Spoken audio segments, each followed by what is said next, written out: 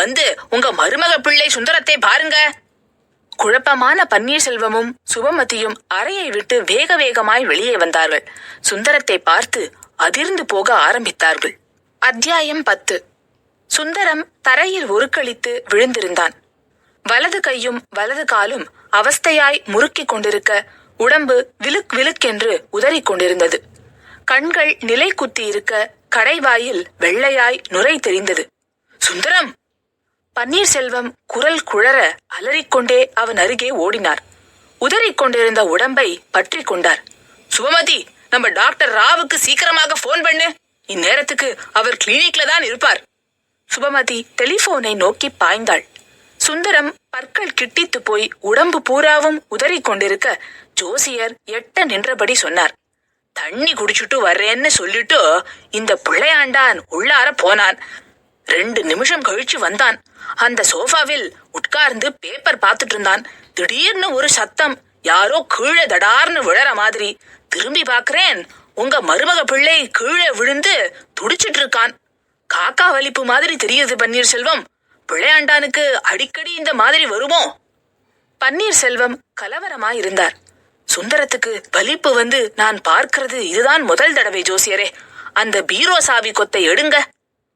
ஜோசியர் சாவி கொத்தை எடுத்துக்கொண்டு வந்து சுந்தரத்தின் கையில் திணிக்க, சுபமதி போனில் பேசிவிட்டு வந்தாள். பன்னீர்செல்வம் பதட்டமாய் கேட்டார். என்னம்மா, டாக்டர் கிடைச்சாரா? கிடைச்சாருப்பா, விஷயத்தை சொன்னேன். 5 நிமிஷத்துல புறப்பட்டு வரதா சொன்னார். சுந்தரத்துக்கு என்னப்பா ஆச்சு? ஏதோ வாமிட் பண்ணிருக்கார் போல இருக்கு. சுந்தரம் அருகே கவலையோடு மண்டியிட்டாள் சுபமதி. சுந்தரத்தின் உடம்பு உதறல் இப்போது கொஞ்சம் மட்டுப்பட்டிருந்தது. நிலைத்து போன விழிகளில் லேசாய் சலனம் தெரிந்தது. சுந்தரம், சுந்தரம்!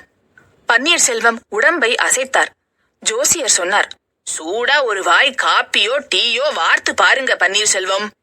சுபமதி அதை கேட்டபடி சமையல் அறையை நோக்கி ஓடினாள். 5 நிமிஷம்.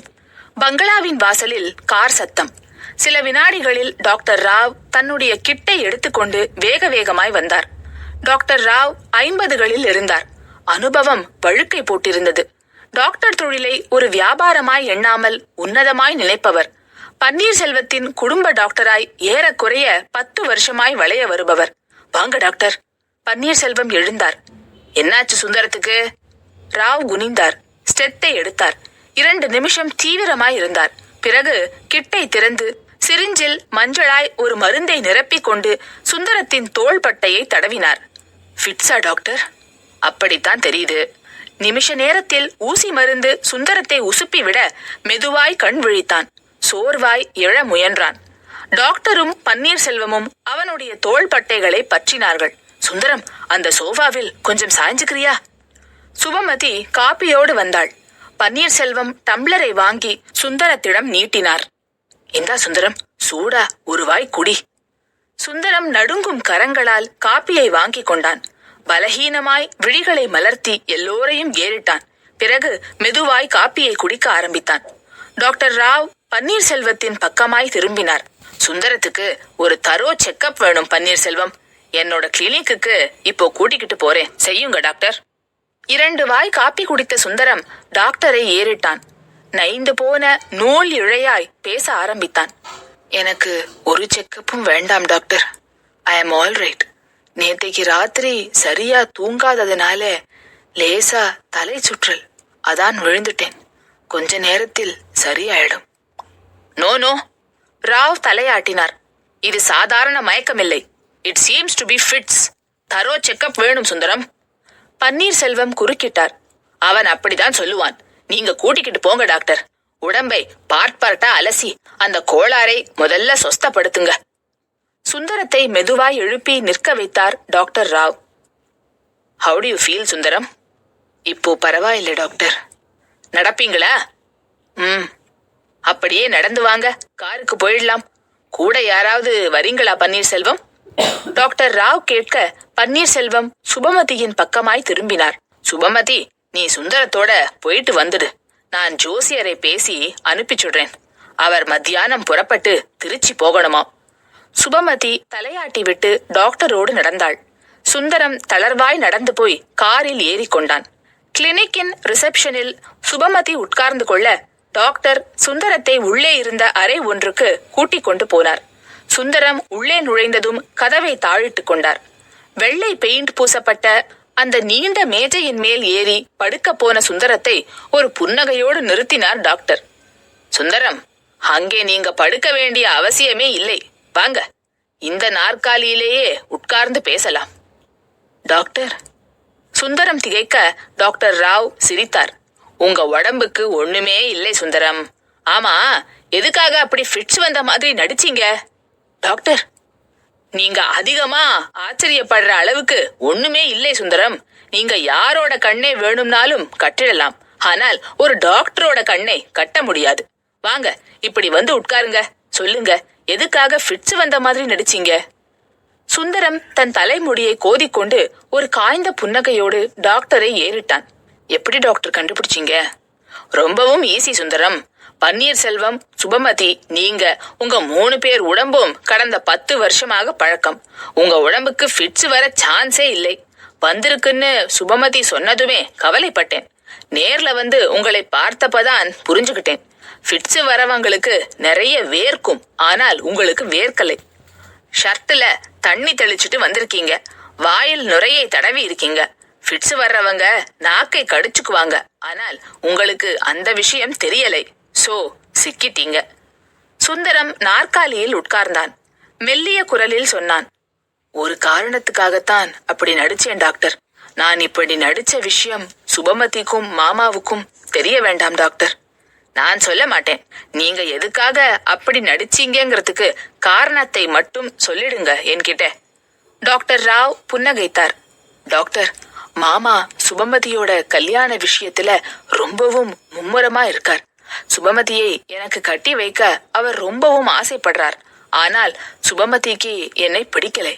மாமா இந்த விஷயத்துல ரொம்பவும் பிடிவாதம் காட்டுகிறார். அவருடைய பிடிவாதம் தான் உங்களுக்கு தெரியுமே டாக்டர். சுபமதியை கட்டாயப்படுத்தி அவளோட விருப்பத்துக்கு மாறாக என்னை கட்டி வச்சா அந்த வாழ்க்கை நரகமாகத்தான் இருக்கும். சுபமதி ஏற்கனவே ஒருத்தரை விரும்புற விஷயமும் இன்னைக்குதான் எனக்கு தெரிஞ்சது. இந்த நிலைமையில் என்னால் என்ன செய்ய முடியும் டாக்டர்? மாமாவோட பிடிவாதம் தளரணும்னா அவருக்கு என்னை பிடிக்காமல் போகணும். இந்த காக்கா வலிப்பு நோய் இருக்கிறவங்களுக்கு கல்யாணம் பண்ணி வைக்க கூடாதுன்னு சொல்லுவாங்க. அதை ஞாபகப்படுத்திக்கிட்டு தான் அப்படி நடிச்சேன். மாமாவுக்கு இந்த விஷயம் கொஞ்சம் அதிர்ச்சியாக இருந்தாலும் சுபமதிக்கு ஆறுதலாக இருக்குமே டாக்டர். டாக்டர் ராவ் சுந்தரத்தையே ஆச்சரியமாய் பார்த்து கொண்டிருந்தார். சுந்தரம் குரலில் கரகரப்பு தட்ட தொடர்ந்தான். இனிமேல் மாமா கொஞ்சம் ரியலைஸ் பண்ணுவார். ஒரு காக்கா வலிப்புக்காரனுக்கு தன் பெண்ணை கட்டி தர்றதா என்று யோசனை பண்ணுவார். ஒரு பெண்ணோட இஷ்டத்துக்கு மாறா கல்யாணம் பண்ணிக்கிறதை காட்டிலும் ஒரு வியாதிக்காரனாக நடிச்சு அந்த பெண்ணை அந்த நரகத்திலிருந்து விடுவிக்கிறது பெட்டர் இல்லையா டாக்டர்? டாக்டர் ராவ் சுந்தரத்தின் தோளை ஆதரவாய் தட்டி கொடுத்தார். Sundaram, really you are great. சுபமதிக்கு நல்ல விதமாக கல்யாணம் முடிக்கிற வரைக்கும் நான் இதை பத்தி அவங்க கிட்ட சொல்ல போறதில்லை. ஓகே? நோ டாக்டர், நான் என்னைக்குமே இந்த வியாதிக்காரனாகவே இருந்துட்டு போறேன். நடுவுல விஷயம் தெரிஞ்சா மாமா அப்செட் ஆயிடுவார். தயவு செஞ்சு சொல்லாதீங்க டாக்டர். தோள்களை குலுக்கி கொண்டார் டாக்டர்.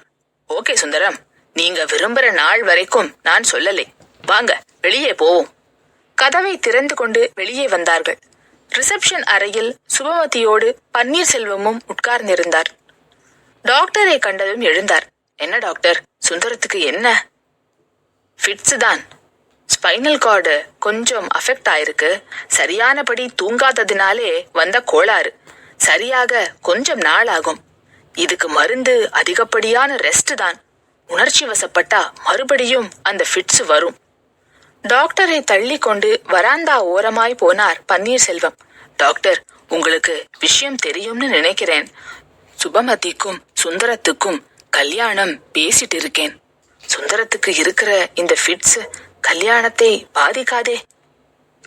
கல்யாணமா? ராவ் சிரித்தார். சுந்தரத்தோட உடம்புக்கு முதல் எதிரி கல்யாணம் தான் பன்னீர்செல்வம். சுபமதியோட வாழ்க்கை உண்மையாகவே நல்லபடியா அமையணும்னா அவளை வேறு ஒருத்தருக்கு முடிங்க. பலி கொடுக்கணும்னு நினைச்சா சுந்தரத்துக்கு கட்டி வையுங்க. முகம் இருண்டார் பன்னீர்செல்வம். சுந்தரத்துக்கு குணமாகாதா டாக்டர்? ஃபிட்ஸ் கம்ப்ளீட்டா குணமானதாக எனக்கு தெரியலை பன்னீர்செல்வம். இந்த கல்யாண விஷயத்துல சுந்தரத்தை நீங்க மறந்துடுறது நல்லது. சுபமதிக்கு வேறு ஒரு நல்ல மாப்பிள்ளையாக பாருங்க. பிடிவாதமாக சுந்தரத்துக்கு கட்டி வச்சு சுபமதியோட வாழ்க்கையை நாசம் பண்ணிடாதீங்க. டாக்டர் ராவ் சொல்ல பன்னீர்செல்வம் குழப்பமாய் மோவாயை தேய்த்தார். அத்தியாயம் 11. பங்களாவுக்கு திரும்பினார்கள் 3 பேரும். சுந்தரம், நீ போய் மாடி ரூம்ல ரெஸ்ட் எடுத்துக்கோ. ஒரு வாரத்துக்கு ஆபீஸ் பக்கம் வராதே. நல்ல ரெஸ்ட் எடு. மாமா, நீ ஏதும் சொல்லிக்கிட்டு இருக்காத. போ, முதல்ல மாடிக்கு போ. பன்னீர்செல்வம் கத்த பதில் பேசாமல் மாடிப்படி ஏறினான் சுந்தரம். அவன் மாடி ரூமில் மறையும் வரை அவனுடைய முதுகையே வெறித்து பார்த்து கொண்டிருந்த பன்னீர்செல்வம் சுபமதியின் பக்கமாய் திரும்பினார். சுந்தரத்தை கல்யாணம் பண்ணிக்க மாட்டேன்னு எந்த நிமிஷம் வாயை திறந்து சொன்னியோ அது மாதிரியே ஆயிடுச்சுமா. ஃபிட்ஸ் இருக்கிற சுந்தரம் கல்யாணம் செஞ்சுக்க கூடாதுன்னு டாக்டர் சொல்றார். சுபமதி சரேலென மலர்ந்தாள். ஒரு அவசர மகிழ்ச்சி. உனக்கு சந்தோஷமா இருக்கும் இல்லையாமா? அப்பா, சுந்தரம் மாதிரி ஒருத்தன் உனக்கு புருஷனா வர உனக்கு கொடுத்து வைக்கலமா. எப்படியும் உங்க 2 பேருக்கும் முடிச்சு போடணும்னு நினைச்சேன். ஆண்டவன் வேறு விதமா நினைச்சிருக்கான். இனிமே சுந்தரத்தை மறந்துட்டு வேற ஒரு வரனை முடிச்சிட வேண்டியதுதான். அப்பா, ஏதோ பேச குறுக்கிட்டாள் சுபமதி. என்ன, கல்யாணமே வேண்டாம்னு சொல்ல போறியா சுபமதி? வர்ற ஜனவரிக்குள்ள உனக்கு கல்யாணம் பண்ணியாகணும்னு ஜோசியர் சொல்லி இருக்கார். எதையும் மறுத்து பேசிட்டு நிக்காதே. போ, உள்ளே போய் வீடியோ பாரு. இல்லைன்னா காரை எடுத்துக்கிட்டு மத்தியான ஷோ சினிமாவுக்கு போ. அப்பா, ஒரு வார்த்தை சொல்லு. மாப்பிள்ளை பிடிக்கலைன்னு கட்டாயப்படுத்த மாட்டீங்களே? பிடிக்காமல் போனதுக்கு காரணம் நியாயமானதாக இருக்கணும். ஆனால் நான் பார்க்கிற மாப்பிள்ளை நிச்சயமாக உனக்கு பிடிக்கும். நீ பிடிக்கலைன்னு சொல்ல முடியாது. சிரித்துக்கொண்டே சொன்ன பன்னீர்செல்வம் உள் அறை பக்கமாய் திரும்பி சோமு என்று கூப்பிட்டார். உதவியாளர் சோமு அறையிலிருந்து வெளிப்பட்டார். சோமு, அன்னைக்கு என்னை பார்த்து பேசுறதுக்காக ஒரு கல்யாண புரோக்கர் வந்திருந்தாரே, அவரோட பேர் என்ன? சாம்பசிவையர். சாம்பசிவையர். அவரோட அட்ரஸ் உன்கிட்ட இருக்கா சோமு? சோமு தன் கையில் இருந்த டைரியை பிரித்து பார்த்து விட்டு மெல்லிய குரலில் சொன்னார். அட்ரஸ் கொடுத்துட்டு போயிருக்கார் சார். அந்த புரோக்கருக்கு ஒரு டெலகிராம் கொடுத்து உடனடியாக இங்கே வர சொல்லு. அவர் கொண்டு வந்த அந்த ஹரிபிரசாத் வரனையே முடிச்சுடுவோம். திக்கென்று அதிர்ந்தாள் சுபமதி. முதுகுத்தண்டு வடத்தில் ஐஸ் வாட்டர் ஜிலீர் என்று ஓடியது. நாக்கும் உதடுகளும் வறண்டன. அப்பா, ஸ்டேட்ஸ் போற வரன் அவங்களே விரும்பி வராங்க. சுபமதி, நீ எதிர்பார்க்கிற அந்தஸ்து இருக்கு. பையன் தன்னோட பேருக்கு பின்னாடி ABCD 26 எழுத்துல பாதி எழுத்துக்களை டிகிரியா வாங்கியிருக்கான். இந்த வரனை நீ தட்டி கழிக்க முடியாது. சுபமதி முள்ளை விழுங்கி விட்டவள் போல் தவிக்க உதவியாளர் சோமு சாம்பசிவையருக்கு தந்தி கொடுப்பதற்காக டெலிபோனை நோக்கி போனார். ரேஸ்கோர்ஸ் ரோட்டின் தாமஸ் பார்க் அவென்யூ. குங்குமத்தை உதிர்க்கிற மாதிரி டெலானெக்ஸ் ரெஜியா மரங்கள் தம் உடம்பிலிருந்த இரத்த சிவப்பு பூக்களை காற்றின் உதவியோடு உதிர்த்து கொண்டிருக்க அந்த பூக்குவியலின் மேல் நடந்தார்கள் புவனேந்திரனும் சுபமதியும். அந்த சாயங்கால நேர 6 மணி தாமஸ் பார்க் ஏரியாவே மோனத்தில் ஆழ்ந்திருந்தது. உடம்பில் ஏறி இருந்த கொலஸ்ட்ராலை கரைக்கும் முயற்சியாக சில பணக்கார தொப்பைகள் வாக்கிங் பாத்தில் சிரம நடை போட்டு கொண்டிருக்க, தன் அழகான புது மனைவிக்கு கார் டிரைவிங் சொல்லித்தர ஒரு இளைஞன் படாத பாடுபட்டு கொண்டிருந்தான். ரோட்டின் வளைவில் இருந்த சட்டக்கல்லூரியின் வாசலில் மாணவர்கள் சிகரெட் புகையோடு நின்றிருந்தார்கள். ஒருவன் கையில் அதிசயமாய் பாட புத்தகம் இருந்தது. என்ன சுபமதி, பேசாமலே வர்ற? புவனேந்திரன் கேட்டான். என்ன பேசுறதுன்னே எனக்கு தெரியலை புவனேந்திரன். ஒரே குழப்பமா இருக்கு. டென்ஷன்ல ஜுரம் வர மாதிரி இருக்கு. உங்க அப்பா திடீர்னு உன்னோட கல்யாணத்துக்கு இப்படி அவசரப்படுறாரே, என்ன காரணம் சுபமதி? நம்ம விஷயம் அவருக்கு தெரியலையே. இல்லை புவனேந்திரன், நம்ம விஷயம் அவருக்கு நிச்சயமாக தெரிஞ்சிருக்காது. அப்பா ஜோசியத்தை ரொம்பவும் நம்புவார். ஜோசியர் ஏதாவது சொல்லி இருப்பார். ஜாதக ரீதியாக எனக்கு ஏதோ கண்டமாம், உயிருக்கு ஆபத்தாம். நான் வாளையார் ஃபாரஸ்ட்ல யானை கிட்ட மாட்டிக்கிட்டது அவரோட மனசை ரொம்பவும் பாதிச்சிருக்கு. கல்யாணம் ஆனாதான் அந்த கண்டம் நிவர்த்தி ஆகுமாம். இந்த விவரத்தை எல்லாம் அப்பா என்கிட்ட சொல்லலை. அப்பாவோட பிஏ சோமுதான் என்கிட்ட சொன்னார். உனக்கு கல்யாணமானா அந்த கண்டம் போயிடுமாமா? நல்லா பேத்தறார் உங்க அப்பா. ஒரு இண்டஸ்ட்ரியலிஸ்ட் இவ்வளவு பத்தாம் பசலியா இருக்காரே. சுபமதி பதில் சொல்லாமல் நடந்தாள். ஒரு புளிய மரத்தின் அடித்தண்டை பற்றி கொண்டு நின்றான் புவனேந்திரன். நெற்றியில் வியர்த்திருந்தான். உதடுகள் காய்ந்து போயிருந்தன. சுபமதியை மெல்ல ஏறிட்டபடி பேச ஆரம்பித்தான். சுபமதி, நாம 2 பேருமே சந்திச்சு 10 நாள் தான் ஆகுது. ஆனாலும் ஒரு 10 வருஷம் பழகின மாதிரி ஒரு உணர்வு எனக்கு இருக்கு. ஒருத்தரோட மனசை ஒருத்தர் சுலபமாக கொடுத்து வாங்கி பரிமாற்றம் பண்ணிட்டோம். உன்னை பார்க்கணுங்கிற தவிப்பு எனக்கும், என்னை பார்க்கணுங்கிற தவிப்பு உனக்கும் நிச்சயமாக இருக்கும். நாம 2 பேர் கல்யாணத்தை பொறுத்தவரை என்னோட வீட்டு சைடுல எதிர்ப்பே கிடையாது. ஒரே ஒரு பிரதர் மட்டும், அதுவும் பம்பாயில இருக்கான். அவனுக்கு லெட்டர் போட்டா போதும், வந்துடுவான். உன்னோட சைடுல தான் பிரச்சனையே ஆரம்பமாகுது. நம்ம 2 பேருக்கும் குறுக்கே இருந்த சுந்தரம் விலகி போனாலும் உங்க அப்பா உனக்கு வரன் பார்க்கிற தீவிரம் என்னோட மனசை உறுத்துது. வேணும்னா நானே உங்க அப்பா கிட்ட பேசி பார்க்கட்டுமா சுபமதி? சுபமதி அவசரமாய் தலையாட்டினாள். ஐயோ, அப்பா கிட்ட நீங்க வந்து பேச போறீங்களா? கெட்டது குடி. இந்த காதல் சமாச்சாரம் எல்லாம் அவருக்கு அஜீரணம் மாதிரி. அவர் ஃபேனிக் மாதிரி வெடிப்பார். தயவு செஞ்சு அவசரப்பட்டு அப்படி எல்லாம் போய் கேட்காதீங்க. இன்னொரு முக்கியமான விஷயம் இருக்கு. என்ன சுபமதி? நம்ம 2 பேருக்கும் மத்தியில இருக்கிற இந்த ஜாதி விவகாரம் அப்பா நிச்சயமா ஏத்துக்க மாட்டார். பூ போட்ட சின்ன கர்ச்சீஃபால் நெற்றியில் மினுமினுத்த வியர்வையை ஒற்றிக்கொண்டாள் சுபமதி. அப்புறம் இதுக்கு என்னதான் வழி? பெருமூச்சு விட்டான் புவனேந்திரன். யோசிப்போம். நாம யோசிச்சு ஒரு முடிவு எடுக்கிறதுக்குள்ள அந்த திருச்சி வரன் ஹரிபிரசாத்தோட கையால தாலிய வாங்கிக்கிட்டு நீ ஸ்டேட்ஸ் போயிடுவ. நான் சட்டைய கிழிச்சுக்கிட்டு ரூம்ல உட்கார்ந்திருப்பேன். சீ என்றாள் சுபமதி.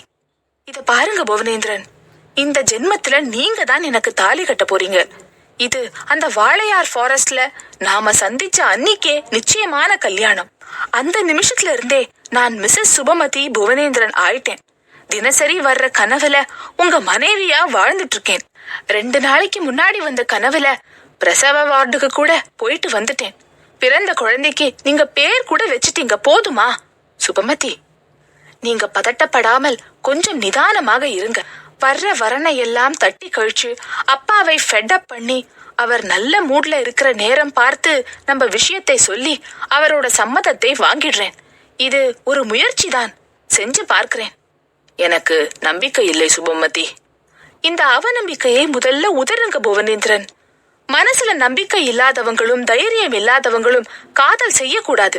அப்படி செய்யறவங்க வர்ற பிரச்சனைகளை சமாளிக்க முடியாமல் தற்கொலை முடிவுக்கு தான் போவாங்க. கூடிய சீக்கிரமே எங்க அப்பா கூட பேச போறேன். அழகு, படிப்பு, தொழில் எல்லாமே உங்ககிட்ட இருக்கு. இந்த 3ல அப்பா சுலபமா கன்வின்ஸ் ஆயிடுவார். ஆனா இந்த ஜாதி விவகாரம் அப்பாவை எரிச்சல் படுத்தும். அதை ஃபேஸ் பண்ணணும். சுபமதி பேசிக் கொண்டிருக்க அதை கவலையோடு புவனேந்திரன் கேட்டுக்கொண்டிருந்த அதே நேரம் டப் டப் டப் அவளுக்கு பின்னால் மோட்டார் பைக் கனத்தது. திரும்பினார்கள். பெரிய பெரிய பூ போட்ட ஷர்ட்டில் மார்பின் ரோம புதரில் தங்க செயின் மின்னி மின்னி புரள கண்களை கவ்விய கூலிங் கிளாஸோடு பைக்கில் ஆரோகணித்திருந்தான் ஷியாம். அவன் முதுகுக்கு பின்னால் பாபு குரங்கு குட்டியாய் ஒட்டி இருந்தான். பிஸ்கி நெடியும் சிகரெட் நாற்றமும் காற்றை கெடுத்தன. ஹலோ சுபமதி. கையை உயர்த்தினான் ஷியாம். சுபமதியும் புவனேந்திரனும் அசையாமல் நின்றிருந்தார்கள்.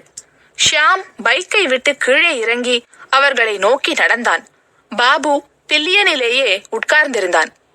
காட்டுல ஆரம்பிச்ச காதல் ரேஸ்கோர்ஸ் ரோடு வரைக்கும் வந்தாச்சு போல இருக்கு சுபமதி. Best of luck. என்னைக்கு கல்யாணம்? போதையில் குரல் குழறியது. சுபமதி வெடித்தாள். இன்விடேஷன் அனுப்புறேன். நடை தள்ளாடியே நின்றான். நீ அனுப்ப மாட்ட, எனக்கு தெரியும். உன்னை இப்பவே வாழ்த்திட்டு போறேன் என்றவன் அந்த புளிய மரத்தின் தாழ்ந்த கிளையை எட்டி பிடித்து கை நிறைய இலைகளை உருவி கொண்டான். கோணலாய் சிரித்தான். சேர்ந்து நில்லுங்க, தூவிடுறேன். ஷியாம், நீ பேசாமல் போக மாட்ட? தீர்க்க சுமங்கலி பவ.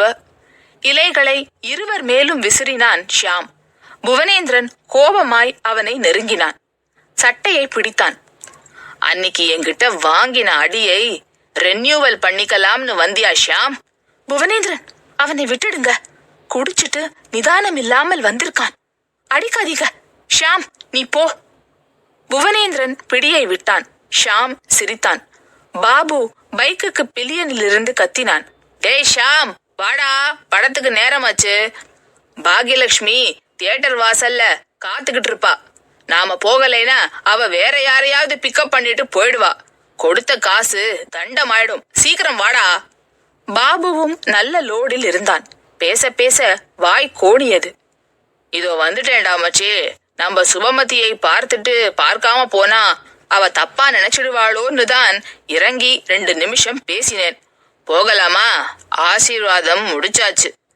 பைக்கை நோக்கி நடந்தவன் சட்டென்று திரும்பி புவனேந்திரனிடம் வந்தான். புவனேந்திரன், நீ பாகியலட்சுமியை பார்த்திருக்கியா? ஏறக்குறைய சுபமதி மாதிரி இருப்பா. கலர், ஃபிகர் எல்லாமே இப்படிதான் இருப்பா. ஆனா மாறு இப்படி இவ்வளவு எடுப்பா இருக்காது. ஷியாம் பேச பேச ரப் என்று அறைந்தான் புவனேந்திரன்.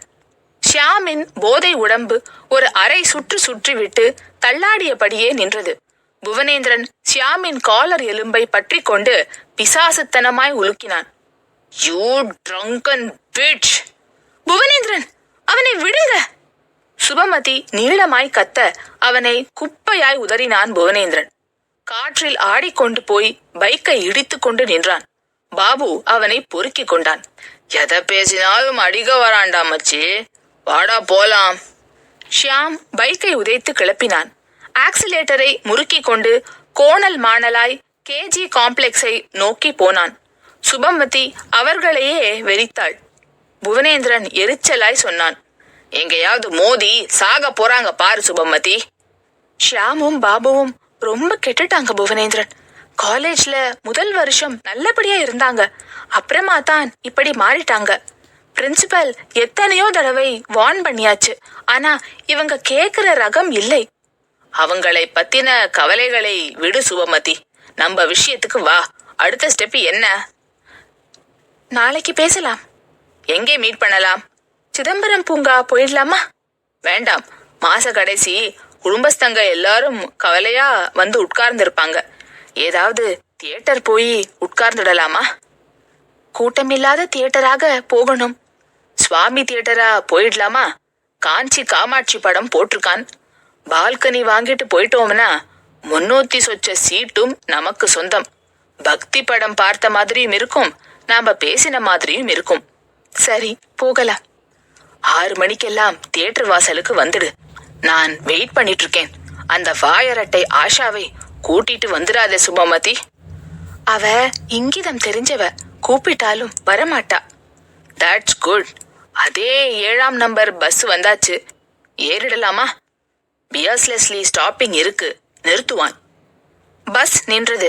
சீக்கிரமா ஏறுங்க சார், சீக்கிரமா ஏறுங்க சார். பின்னால் வந்து கொண்டிருந்த இன்னொரு 7ஆம் நம்பர் பஸ் எங்கே முந்திக் கொண்டு போய் விடுவானோ என்ற பதைப்பதைப்பில் கண்டக்டர் கழுத்தில் கத்தி விழுந்த ஆட்டுத்தனமாய் அலற புவனேந்திரனும் சுபமதியும் பஸ்ஸில் ஏறிக்கொண்டார்கள். அத்தியாயம் 12. ஹால் கடிகாரம் 7 அடிக்க ஆரம்பித்த போது உள்ளே நுழைந்தாள் சுபமதி. அப்பாவின் PA சோமு பஞ்ச் செய்யப்பட்ட காகிதங்களை ஃபைலில் சிரத்தையாய் கோத்து கொண்டிருந்தார். எதிரே இருந்த பன்னீர்செல்வத்தின் அறையில் வெளிச்சம் தெரிந்தது. வெண்டிலேட்டர் வழியே உஷா சுற்றி கொண்டிருந்தது. காக்க காக்க கனகவேல் காக்க.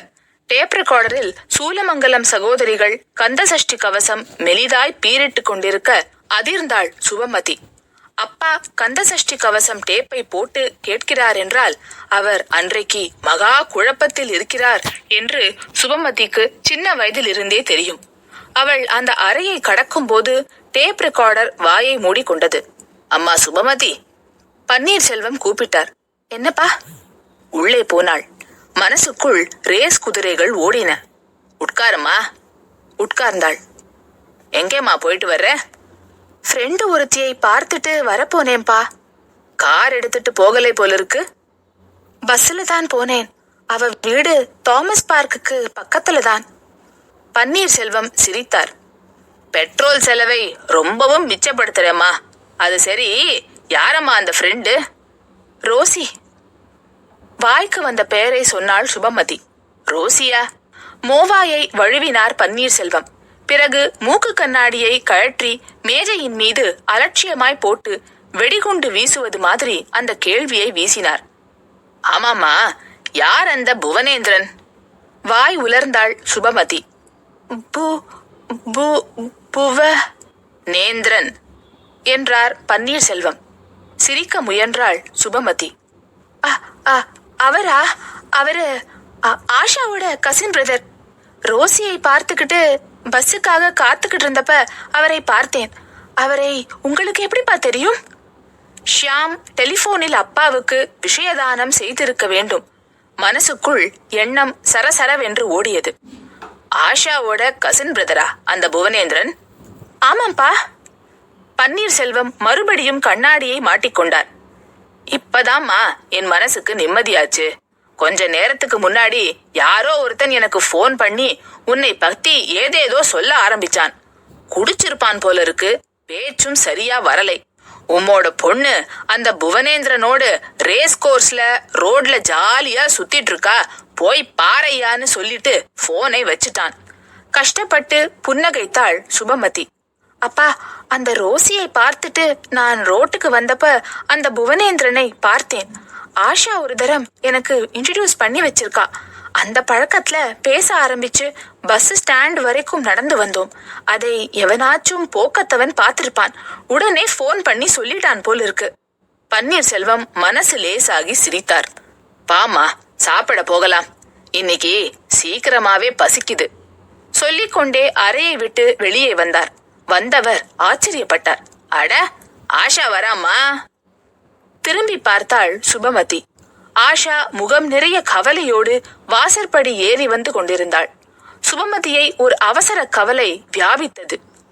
ஆஷாவின் கசின் பிரதர் தான் புவனேந்திரன் என்று அளந்து அப்பாவை நம்ப வைத்து 5 நிமிஷம் கூட ஆகவில்லை. இந்த சனியன் வந்து நிக்கிறாளே. அப்பா இவளை விசாரிக்க போய் இவள் ஏதாவது உளறி தொலைத்து.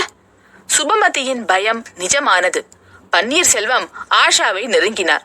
வாமா ஆஷா, இப்பதான் உன்னை பத்தி பேசிட்டு இருந்தோம். ரூமை விட்டு வெளியே வரோம், நீ வந்துட்டு இருக்க. ஆஷா தன் சிறிய நெற்றியில் வியந்தாள். என்னை பத்தி என்ன பேசிட்டு இருந்தீங்க அங்கிள்? பன்னீர்செல்வம் சிரித்தார். உன்னை பத்தினா உன்னை பத்தியே வா. உன்னோட கசின் பிரதரை பத்தி பேசிட்டு இருந்தோம். கசின் பிரதரா? ஆஷா கேட்ட விதம் பன்னீர்செல்வத்தை லேசாய் உசுப்பியது. அவளுடைய முகத்தை கண்கள் இழுக்க பார்த்தார். சுபமதி ஆஷாவுக்கு ஏதோ ஜாடை காட்ட முயற்சித்து முடியாமல் திணறிக் கொண்டிருக்க பன்னீர்செல்வம் அதட்டுகிற குரலில் சொன்னார். சுபமதி, நீ ஆஷாவை பார்க்காமல் அந்த பக்கமா சுவத்தை பார்த்துக்கிட்டு நில்லு. நான் ஆஷா கிட்ட சில கேள்விகள் கேட்கணும். சுபமதி தயக்கமாய் திரும்பி நின்றாள். முழுசுமா திரும்பி நில்லுமா. நான் சொல்ற வரைக்கும் நீ ஆஷாவை திரும்பி பார்க்க கூடாது. ஆஷா, நீ இப்படி வாமா. இப்படி வந்து என் முன்னாடி நில்லு. ஆஷா நின்றாள். இப்போது நான் கேட்க போகிற கேள்விகளுக்கு பதில் சொல்லுமா. ரேஸ் கோர்ஸ் ரோட்ல தாமஸ் பார்க் பக்கத்துல சுபமதிக்கு யாராவது ஃப்ரெண்ட் இருக்காளா? இருக்கா அங்கிள். அந்த பொண்ணு பேரு? ரோசி. உன்னோட கசின் பிரதர் பேர் என்ன? புவனேந்திரன். இன்னைக்கு சாயந்தரம் கூட சுபமதி என்னோட கசின் பிரதர் புவனேந்திரனை பார்த்து பேசியிருக்காளாமே, அவ சொன்னாளா? சுவரை பார்த்து கொண்டு திகிலோடு நின்றிருந்த சுபமதிக்கு சந்தோஷமும் அதிர்ச்சியும் மூச்சு குழலை அடைத்தது. ஆஷா சனியனே, உனக்கு கோடி தேங்க்ஸ் டி. எதுக்காக அங்கிள் இதையெல்லாம் கேட்கிறீங்க? பன்னீர்செல்வம் சிரித்தார். ஒண்ணுமில்ல ஆஷா, உன்னோட ஃப்ரெண்டு சுபமதி கொஞ்ச நேரத்துக்கு முன்னாடி சில தகவல்களை என்கிட்ட சொன்னா. அவள் சொன்னதுல ஏதாவது பொய் கலந்திருக்கான்னு பார்க்கத்தான் உன்கிட்ட கேட்டேன். அப்பா, நான் திரும்பலாமா? வாடி ஆஷா, நீயும் சாப்பிடவா. நானும் அப்பாவும் சாப்பிடத்தான் கிளம்பிட்டு இருந்தோம். ஆமா, மூஞ்சி என்ன என்னமோ மாதிரி இருக்கு, அழுதியா? ஆஷா சுபமதியின் தோளை தொட்டாள். என்னடி, என்ன விஷயம்? ஆஷாவின் குரல் திடீரென்று தழுதழுத்தது. சுபமதி, உன்னையும் இந்த ஊரையும் விட்டு பிரிய போறேன். என்னடி சொல்ற? ஆமாடி சுபா, எங்க அப்பாவுக்கு ரயில்வே ப்ரமோஷன்ல டிரான்ஸ்ஃபர் கிடைச்சிருக்கு. மத்திய பிரதேஷ் போபால் ஸ்டேஷன்ல உத்தியோகம். அப்பா இன்னைக்கு மத்தியானம் தான் வந்து சொன்னார். சுபமதி கண்களில் அதிர்ந்தாள். என்னடி திடீர்னு வந்து குண்டை தூக்கி தலையில் போடுற? உன்னோட எஜுகேஷன் என்ன ஆறுது? போபால்ல போய் கண்டினியூ பண்ணிக்கலாம்னு அப்பா சொன்னார். என்னைக்கு புறப்படணும்? நாளைக்கு மத்தியானம் 3:45 ஜெயந்தி ஜனதாவிலே போறோம். இந்த தகவலை சொல்லிட்டு போகத்தான் வந்தேன். சுபமதியின் கைகளை இறுக்கமாய் பற்றி கொண்டாள். பன்னீர்செல்வம் உச்சு கொட்டினார். கவர்மெண்ட் உத்தியோகம்னாலே இப்படித்தான். நடுராத்திரியில மூட்டையை கட்டிக்கிட்டு ஊர் ஊரா ஓடணும். வாமா ஆஷா, சாப்பிட்டுக்கிட்டே பேசலாம். சுபமதி, ஆஷாவை டைனிங் டேபிளுக்கு கூட்டிக்கிட்டு வா. பன்னீர்செல்வம் சொல்லிக்கொண்டே வாஷ் பேசினை நோக்கி போனார். சுபமதி ஆஷாவின் கன்னத்தை தட்டினாள். ஆஷா, என் வயித்துல பாதாம் கீரை வார்த்தையடி. அப்பா கேட்ட கேள்விகளுக்கு எப்படி அவ்வளவு கரெக்டா நான் சொன்ன பொய் மாதிரியே சொன்ன? ஆஷா வாஷ் பேசினில் கையை கழுவி கொண்டிருந்த பன்னீர்செல்வத்தை ஒரு முறை பார்த்துவிட்டு மெல்லிய குரலில் சொன்னாள். உன்னோட அப்பா கூப்பிட்டு நீ ரூமுக்குள்ளே போறப்பவே நானும் வந்துட்டேன் சுபா. நீங்க 2 பேரும் ஏதோ பேசிட்டு இருக்கீங்கன்னு வெளியிலேயே நின்னுட்டேன். அப்பதான் நீ பேசினது என் காதுல விழுந்தது. உங்க அப்பா வெளியே எந்திரிச்சு வரப்போ வேகமாக வாசலுக்கு போய் அங்கிருந்து வர்ற மாதிரி வந்தேன். பன்னீர்செல்வம் குரல் கொடுத்தார். என்னம்மா இன்னும் அங்கேயே நின்னுட்டு பேசிக்கிட்டு இருக்கீங்க? வாங்க, எனக்கு பசி பிராணன் போகுது. 3 பேரும் டைனிங் டேபிளில் பரவினார்கள். சமையல் ஆள் பரிமாறிய சுட்ட அப்பளத்தை எடுத்து கொறித்த பன்னீர்செல்வம் அவனிடம் கேட்டார். என்ன மாதவா, சுந்தரம் சாப்பிட்டானா? இன்னும் இல்லைங்கய்யா, கொஞ்சம் நேரம் கழிச்சு சாப்பிடுறதாக சொன்னார். சரி சரி, தலையாட்டினார். எல்லோருக்கும் அப்பளம் எடுத்து வை. ஆஷா கன்னத்துக்கு முட்டு கொடுத்து உட்கார்ந்திருந்தாள். தட்டை பார்த்து சாப்பிடுடி என்றாள் சுபமதி. சாதத்தில் சாம்பார் விட்டு பிசைந்து கொண்டே பன்னீர்செல்வம் கவலையான குரலில் சொன்னார். என்னம்மா ஆஷா, உன்னோட சிநேகிதிக்கு கல்யாணம் கூடி வர்ற சமயத்துல ஊர் விட்டு ஊர் போறியே. இன்விடேஷன் அனுப்பினா கல்யாணத்துக்காவது வந்து சேருவியா? நான் வராம எந்த மாப்பிள்ளையும் சுபமதியோட கழுத்துல தாலியை கட்ட முடியாது அங்கிள். நான் வந்தால்தான் இவளோட கல்யாணம். That's good. இன்னொரு விஷயத்தையும் சொல்றேன், கேட்டுக்கோமா ஆஷா. நான் முன்னே நினைச்சுக்கிட்டு இருந்த மாதிரி மாப்பிள்ளை சுந்தரம் இல்லை. திருச்சியில் ஒரு வரன், ஸ்டேட்ஸ் போற மாப்பிள்ளை. அநேகமா அந்த இடம் படிஞ்சிரும். கல்யாணம் முடிவானதும் சுபமதி லெட்டர் போடுவா. 1 வாரத்துக்கு முன்னாடியே இங்கே வந்துடு. சரி அங்கிள். ஆஷா சுபமதியை பார்த்து கொண்டே சொல்ல சுபமதி சாப்பிட தோன்றாமல் சாதத்தை அலைந்து கொண்டிருந்தாள். பேங்கிலிருந்து திரும்பி வந்துவிட்ட செக்கை குறித்து சம்பந்தப்பட்ட பார்ட்டிக்கு போன் செய்து சரமாரியாய் பேசிவிட்டு ரிசீவரை சாத்திய புவனேந்திரன் தள்ளுக்கதவின் வழியே தெரிந்த பியூன் சண்முகத்தை பார்த்து என்ன என்றான். சண்முகம் உள்ளே வந்து சொன்னான்.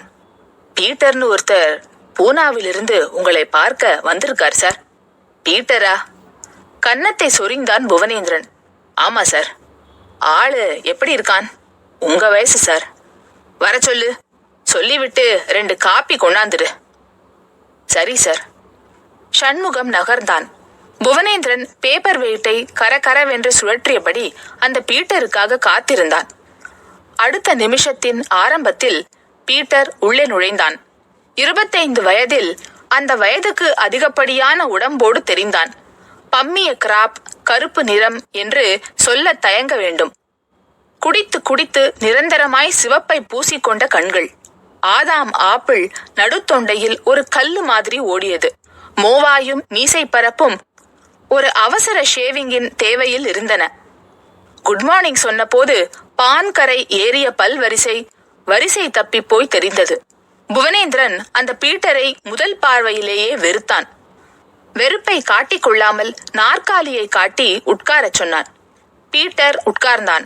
புவனேந்திரன் மெல்லிய குரலில் கேட்டான், நீங்க யாருன்னு எனக்கு தெரியலையே. பீட்டர் புன்னகைத்தான். நான் உங்க பிரதர் சத்யேந்திரனோட ஃப்ரெண்டு. பூனாவிலிருந்து வரேன். புவனேந்திரன் முகம் மாறினான். சத்யேந்திரனோட ஃப்ரெண்டா நீங்க? அவன் இப்போ எந்த ஜெயில்ல இருக்கான்? பீட்டர் உதடுகளை சிரிப்பில் விரித்தான். இந்த 6 மாசமா அவன் ஜெயிலுக்கே போகலை. பூனாவில் வியாபாரம் பண்ணிட்டு இருக்கான். வியாபாரமா? என்ன வியாபாரம்? துணி வியாபாரம். பரவாயில்லையே. கள்ளச்சாராயம், அபின், கஞ்சா வியாபாரத்தை விட்டுட்டானா இல்ல அதையும் வச்சுட்டு இருக்கானா? அதையெல்லாம் விட்டுட்டான். சரி, நீங்க என்ன விஷயமா வந்திருக்கீங்க? பீட்டர் தன் ஷர்ட் பாக்கெட்டிலிருந்து ஒரு கடிதத்தை எடுத்து புவனேந்திரனிடம் நீட்டினான். புவனேந்திரன் வாங்கி அதை பிரித்தான். சத்யேந்திரன் தன் வழக்கமான கிறுக்கெழுத்தில் எழுதியிருந்தான். அன்புள்ள அண்ணன் புவனேந்திரனுக்கு. சத்யேந்திரன் எழுதி கொள்வது. இப்பவும் அவ்விடம் உன்னை பார்ப்பதற்காக வரும் பீட்டர் என்னுடைய நண்பன், நம்பிக்கையான நண்பன். அவன் வசம் உங்களால் முடிந்த அளவு 65,000க்கு குறையாமல் பணம் தந்து அனுப்பவும். நான் தற்சமயம் ரெடிமேட் துணி வியாபாரம் தொடங்கி உள்ளேன். ஆரம்ப முதலுக்கு பணம் அவசரமாய் தேவை. தவறாமல் கொடுத்து அனுப்பவும். அன்புடன், தம்பி